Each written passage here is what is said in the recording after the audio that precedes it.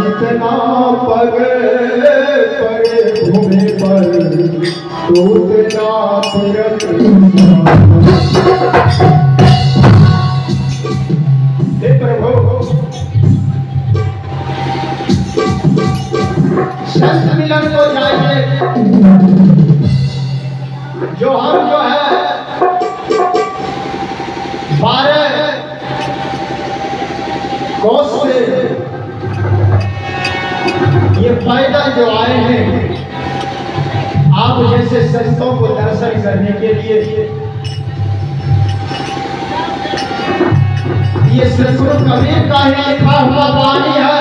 भगवान कृष्ण कहते हैं ये सदगुरु, ये कबीर का लिखा हुआ ये वाणी है कि संत मिलन को जाइए देख ममता अभिमान, और जितना पग पड़े धरती पर उतना तीरथ समान।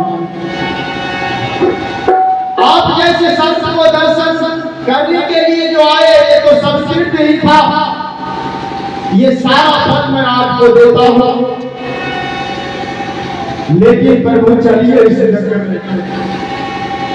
ये माता जी की तरफ से 50 रुपये संतों की सेवा में आया। माँ की अंतिम विदाई, माँ का कृपा अवश्य तब जो है सदगुरु कबीर स्वीकार कर लेते हैं। ठीक है, भीम तो बलवान था, बलवान भी था और धनवान भी था। चचेरा भाई को मारकर 100 भाई को सारा धन तो इनका ही हो गया था। भीम के मन में आता है कि हम तो बहुत बलवान हैं और राय से गिर रहे हैं, कहता तो इनको तो उठा कर लेकर चल जाता हूं जबरदस्ती।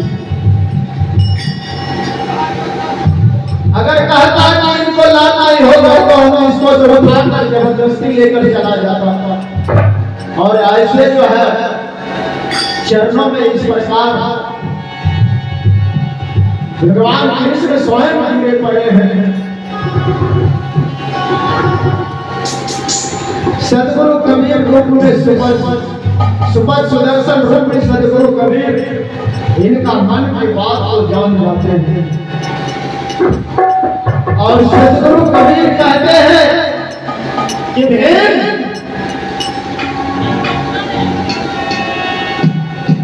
तुम बहुत बलवान हो। कहा हाँ,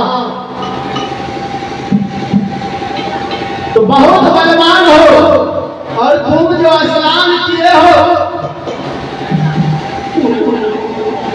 वो कौन से तालाब था? भीम कहते हैं पता नहीं। कहा ये तालाब जो था जिसमें तुम स्नान करके आए हो,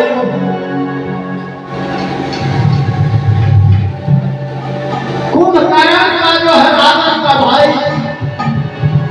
कुंभकर्ण, इनका खोपड़ी था, खोपड़ी जिसने स्नान करके आए हो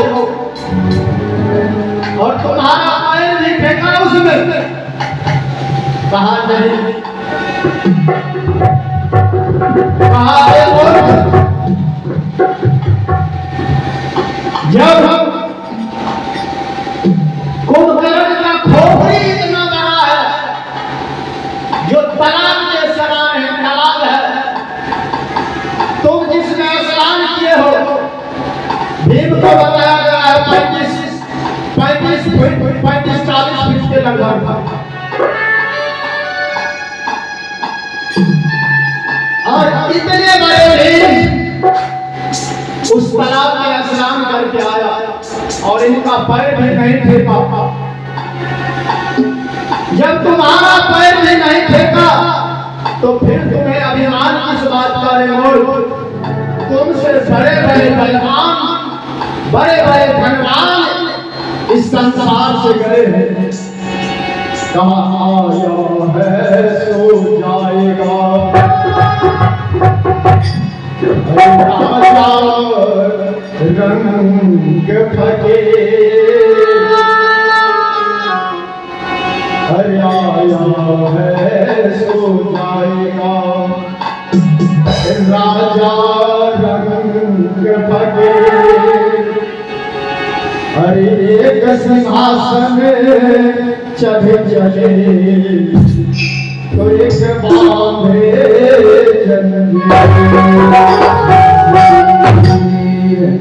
आया है सो जाएगा। राजा रंग फकीर और कोई सिंहासन चढ़ चले तो कोई जैसा कर्म करोगे वैसा ही फल मिलेगा। और कान्हा पर बंदूकिया लेके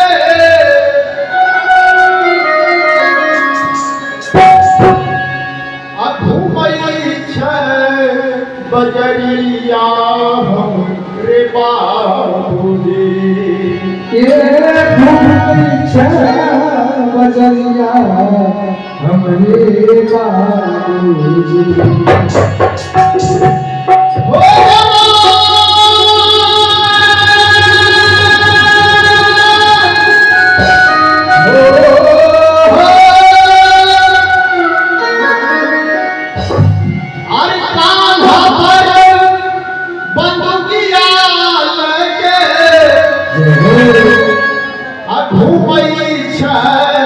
बजरिया हमरे बाबूजी। लागल हो चुनरिया हमरे बाबूजी।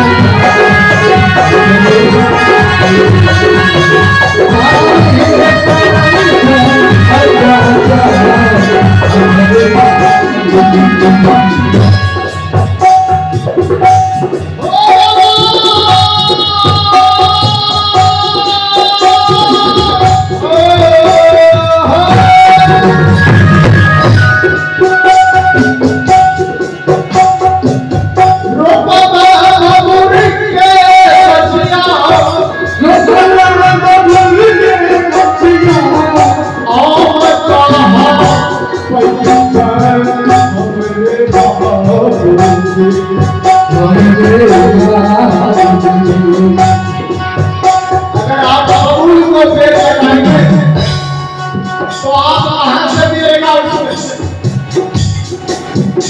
अगर आप जाइए ढूंढने के लिए तो क्या हो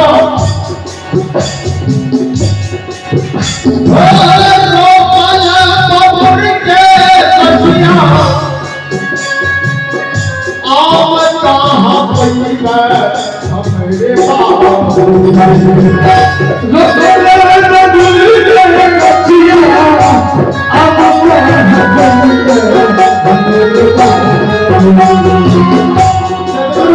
कहते हैं मेरे भेड़ तुमसे बड़े बड़े भगवान यहाँ से गए हैं, बड़े बड़े भगवान, और तुम मन में कहता है कि हम भगवान हैं।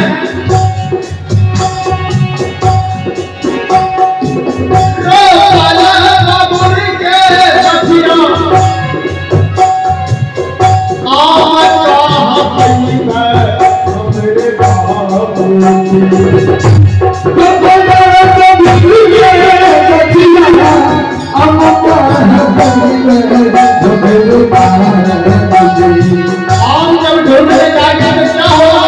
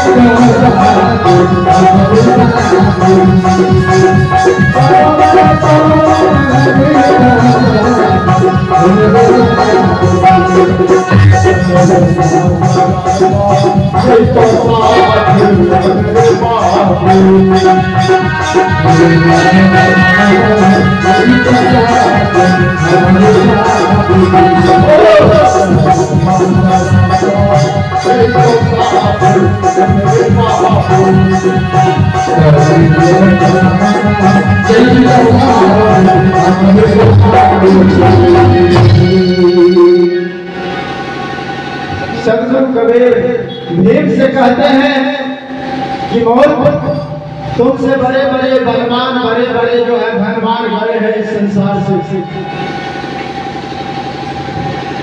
सदगुरु कबीर कहते हैं जाओ मेरा स्वर्ण की माला है वहां से उठा कर ले आओ, थोड़ा चलेंगे। भीम गया और भीम सोचता है कि ये तो निचला जाति है, ये डोम है, और इसका सुमरनी माला ऐसे नाखून से उठाते हैं, नाखून से डाला, वो ऐसे हिला भी नहीं। जब हिला नहीं तो उन्हें लगाया पूरा, फिर भी नहीं हिला, हाथ से जो है पूरा पकड़ा, फिर भी नहीं हिला, पूरा पावर लगाते हैं भीम, फिर भी वो सुमरनी माला नहीं से उठा। खूब जोर लगा लेते हैं, सोचा झटका मार कर उठाता हूं, धरती ने तो नहीं सटा दिया ये जादूगर के महात्मा, झटका से उठा लेते हैं, लेकिन वो माला हिला भी नहीं।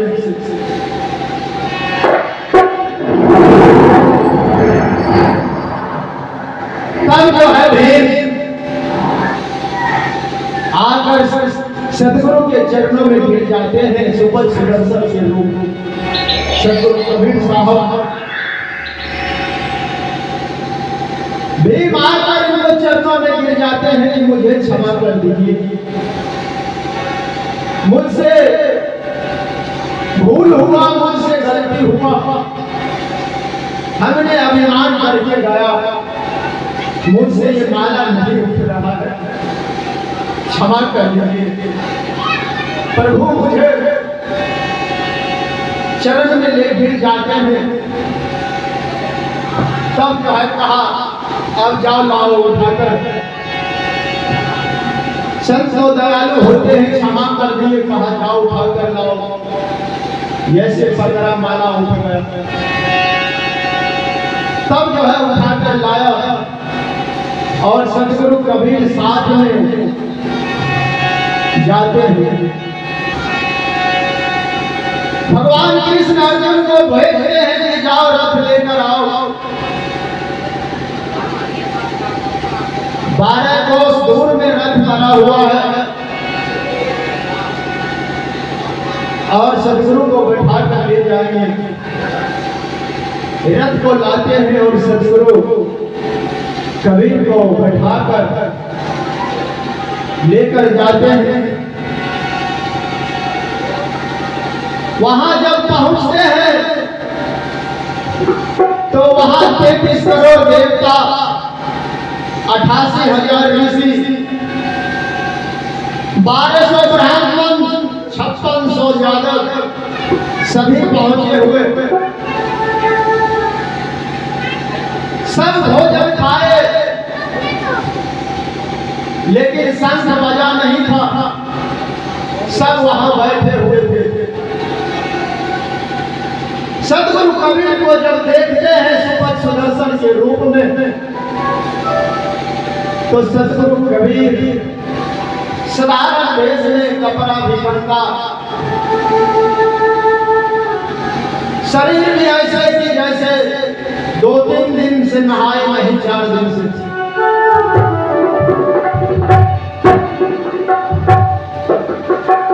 सभी जो है संत महंत देखते हैं, महात्मा ऋषि मुनि, देवी देवता, कहे इससे संत क्या ठाक बजेगा, ये महात्मा तो दिखने में ही पापी लग रहा है, इससे क्या संत बजेगा। सदगुरु कबीर कहते हैं कि मन मैला तन उजला उजला, अरे बोला कपटी अंग, अरे जिससे भला कहुआ, अरे जिससे भला कहुआ, जो तन मन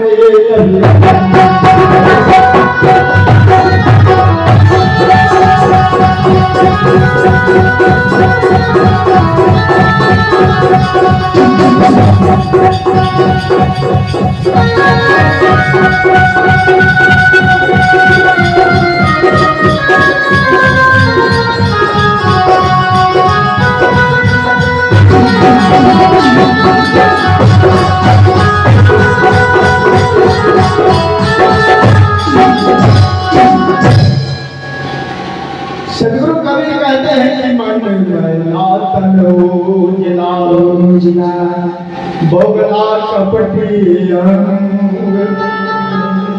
ऐसे भला कौआ जो तन मन ये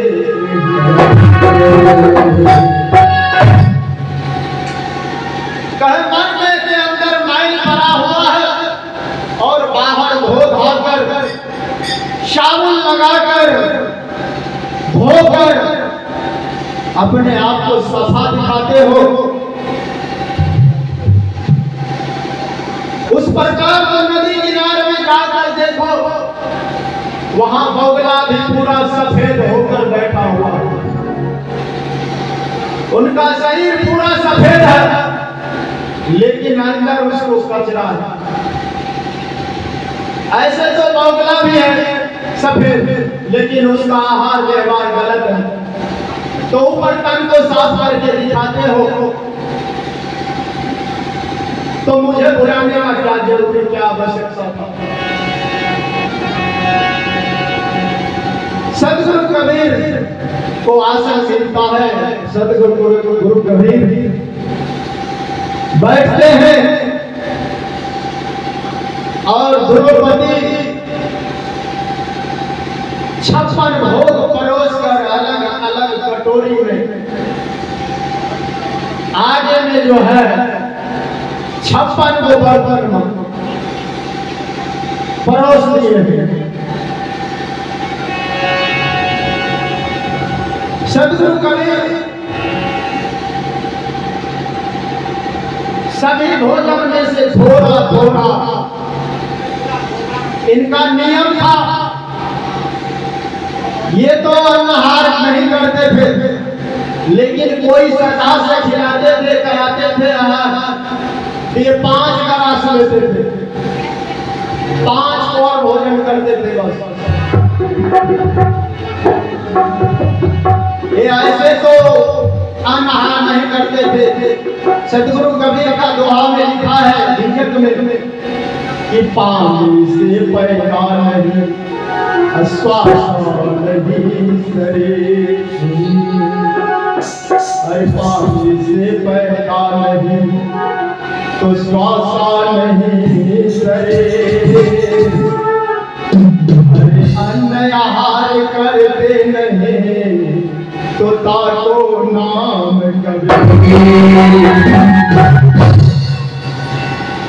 पानी से पैदा नहीं श्वास नहीं शरीर, अन्न आहार करते नहीं तो ताको नाम कबीर। ये तो पानी से पैदा नहीं हुए, मां के गर्भ से नहीं आए थे, तो स्वयं परमात्मा है, स्वयं ईश्वर है। ईश्वर कभी मां के गर्भ से जन्म नहीं लेते हैं। अगर जन्म लेते हैं तो ईश्वर नहीं कहलाते। ईश्वर कहा तो देते हैं, लेकिन वो ईश्वर नहीं होते, क्योंकि गर्भ के रास्ते से आए वो श्रेष्ठ आत्मा जरूर होते हैं। उन्हें संसार पूजना शुरू कर देते हैं, लेकिन वो ईश्वर नहीं। ईश्वर तो वो है जो जन्मा है, सबके घट घट में विराजमान है। हरि कस्तूरी कुंडली बसे तो मेरे ढोले बन माहे, आई ऐसे प्रभु भट में विराजे दुनिया जानत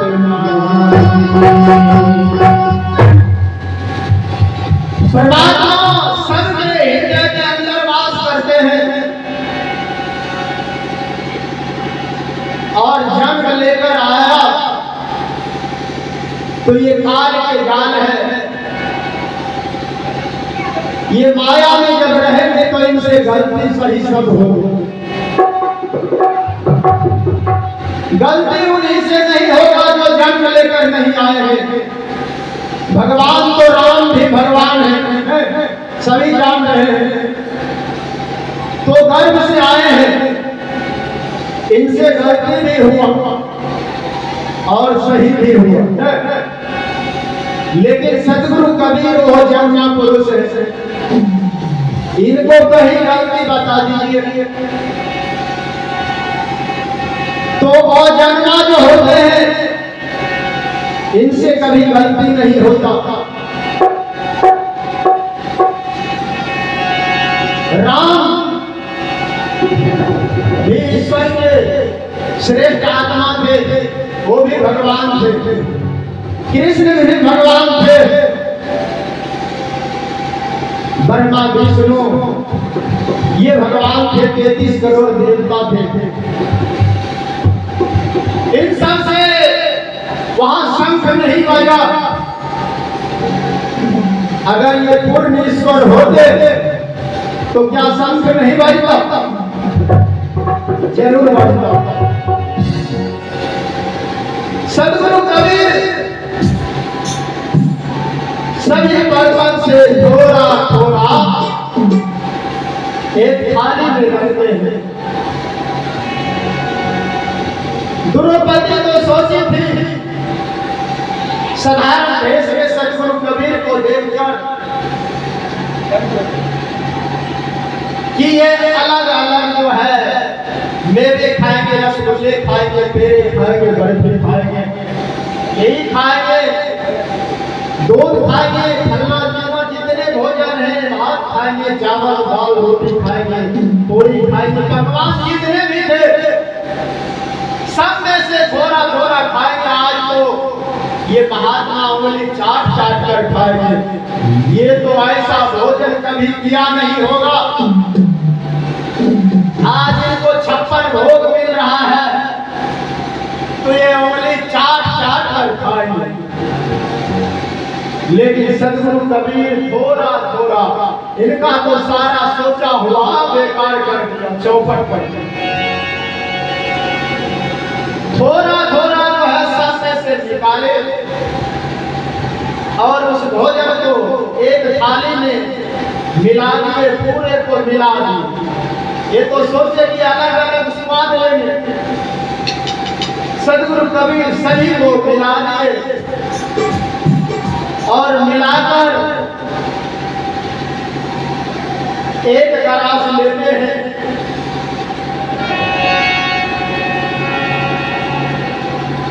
जब एक गिलास लेते हैं तो एक बार शंख जो है बन जाते हैं।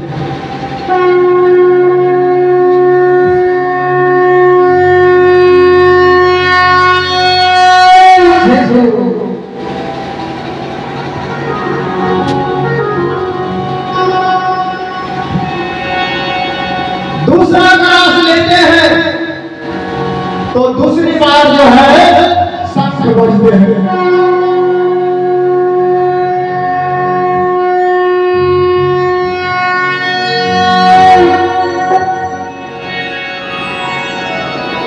और सदगुरु कबीर कहते हैं कि दाल में नमक थोड़ा कम है, थोड़ा नमक डालो। द्रौपदी को तो ऐसा क्रोध आ गया, बोली कि हमने सोचा है अलग अलग स्वाद लेंगे, इसको तो खाने को भी पता नहीं है कि कैसे खाएंगे। ये सभी भोजन को मिला दिया और खिचड़ी बनाकर खा रहा है।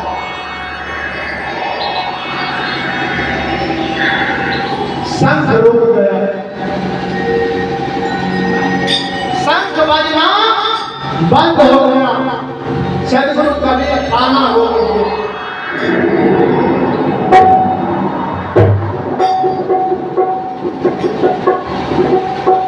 भगवान कृष्ण वहां भोजन कराने के लिए वहां खड़े थे। समय कहा था वो भोजन के लिए। तीसरा गिलास लेते हैं तो तीसरी बार शंख बजते हैं।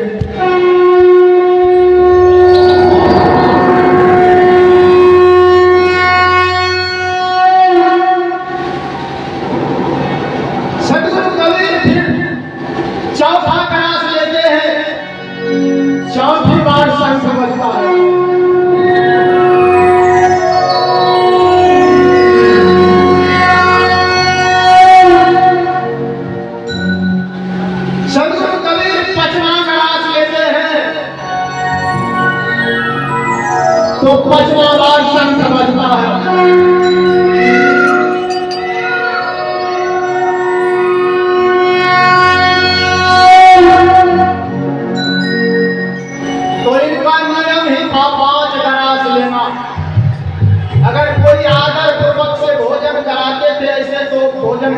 नहीं थे। ये जब 16 दिन ये जब 6 महीना का बालक थे, ये जब जन्म लिए थे परमात्मा, जब इनको 15-16 दिन 20 दिन जब बीते, ये भोजन नहीं कर रहे थे, तब जो है नीरू नीमा चिंतित थी। इनको महताला तालाब से कमल के पुष्प पर से उठाकर लाए थे, तो नीरू नीमा चिंतित थे। भगवान शिव के भक्त थे, भगवान शिव को याद करते हैं, तो भगवान शिव वहां आते हैं और कहते हैं कि क्या हुआ बेटी? कहा प्रभु,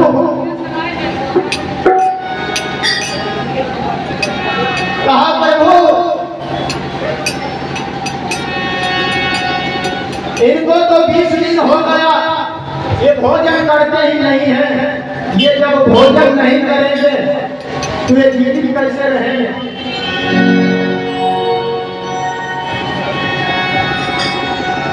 कहा नहीं करते हैं भोजन, तो कहा नहीं। जब भगवान शिव जाते हैं सदगुरु कबीर को जब देखते हैं, जब नजर से नजर मिलता है, तो भगवान शिव समझ जाते हैं कि ये कौन है, दंडवत प्रणाम करते हैं।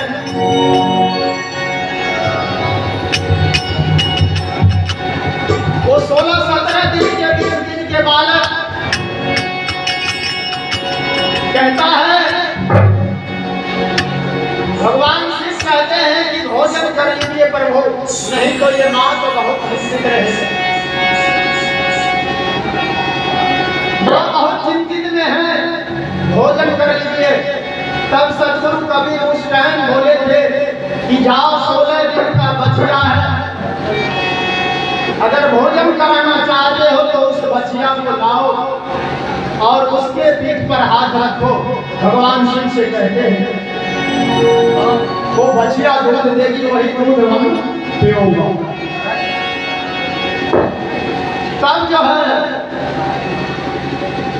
16 दिन को बछिया लाते हैं और उसके पीठ पर भगवान शिव हाथ रखते हैं। ये गहरी नजर गीता से कह रहे हैं बाबू जी, और पीठ पर जो ही हाथ रखते हैं वो बछिया दूध देना शुरू कर देती है। क्या 16 दिन का बछिया दूध दे सकती है? नहीं दे सकती है। वो दूध आया कहां से? तो सदगुरु कबीर स्वयं वहां बैठे हैं।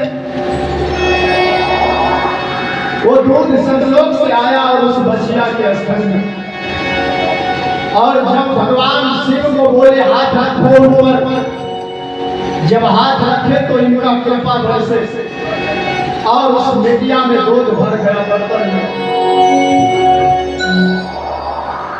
वह दूध सदगुरु कबीर आहार किए थे। और आज जो है पांडव यज्ञ में भी 5 गरास स्नान डालिए, 5 बार शंख बजा। शंख तो बजना था, कण बजना था, पूरा झंकार में बजना था, लेकिन शंख 5 बार ही बजा, 5 गरास में से। क्योंकि द्रौपदी वहां बहुत क्रोधित थी। सदगुरु कबीर जब बोले कि दाल में नमक कम है, द्रौपदी के तरवा की लहर बदल कि सब भोजन को मिला दिया और मिलाकर खाया और कहता है कि दाल में नमक कम है। ये कहां से आया महात्मा पापी? कोई भी मां बहन सोचते हैं कि मेरा भोजन को तारीफ हो न, अगर दोष देगा तो उनको तकलीफ होता है। तो इसलिए भोजन को अवश्य ही दिल से माता बहन बनाते हैं। कि भोजन खाने में अच्छा लगेगा तो मेरा तारीफ होगी कि भोजन बढ़िया बना। तो ऐसे द्रौपदी भी अच्छे भोजन बनाकर इतने 33 करोड़ देवता, 88,000 ऋषि, 1200 ब्राह्मण, 56 करोड़ 5600 यादव, ये सब भोजन किए। कोई नहीं कहा कि खराब है, दाल में नमक कम है। और सदगुरु कबीर मिलाकर सभी को 56 भोग को 5 गिलास लिए और कहे कि दाल में नमक कम। और कैसे नहीं द्रौपदी को गुस्सा हो। इसीलिए शंख नहीं बजा, 5 बार बजा, 5 गिलास किए तो शंख को कन कन बजना था। अब युधिष्ठिर भी सोचने लगे कि शंख तो कन कन बजना था, ये 5 बार ही बजा। भगवान कृष्ण भी सोचने लगे, लेकिन ये भी सोचते हैं कि जब इतने देवता ऋषि ब्राह्मण यादव भोजन किए तो शंख थोड़ा सा आंसू भी नहीं लिया। लेकिन ये महात्मा जब भोजन किए तो 5 बार शंख बजा, ये भी मामूली बात नहीं है। लेकिन भगवान कृष्ण कहते हैं कि इसको तो कन कन बजना था, ये 5 बार क्यों बजा? कोई खोट जरूर हुआ। भगवान कृष्ण सबसे पूछते हैं, 5 पांडव से पूछते हैं कि मन में कोई खोट तो नहीं था? 5 पांडव कहा नहीं। भगवान क्या खोट रहेगा? भगवान इतने ऋषि महात्मा ब्राह्मण यादव भोजन किए तो खोट नहीं। एक महात्मा को भोजन करने से खोट होगा? कोई खोट नहीं। तब भगवान कृष्ण द्रौपदी से पूछते हैं कि द्रौपदी, तुम्हारे मन में तो कोई खोट तो नहीं हुआ? शंख तो कन कन बजना था और 5 गिलास लिए तो 5 बार ही बजा। तब द्रौपदी कहती है कि हाँ भैया,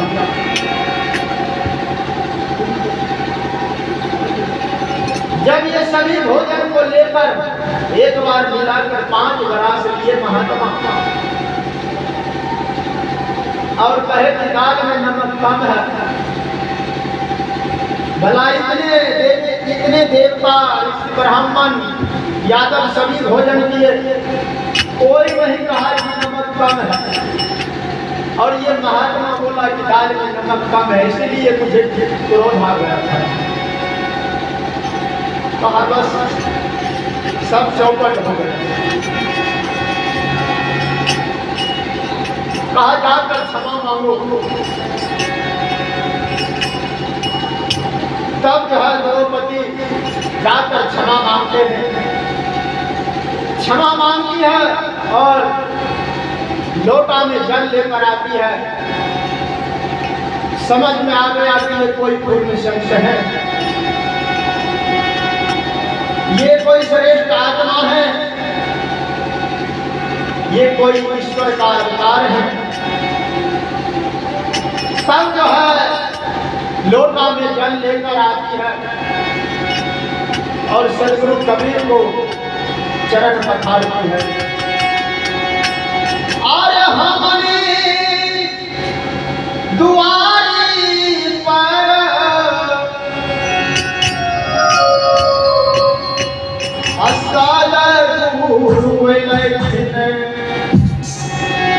सुनो ये सखिया,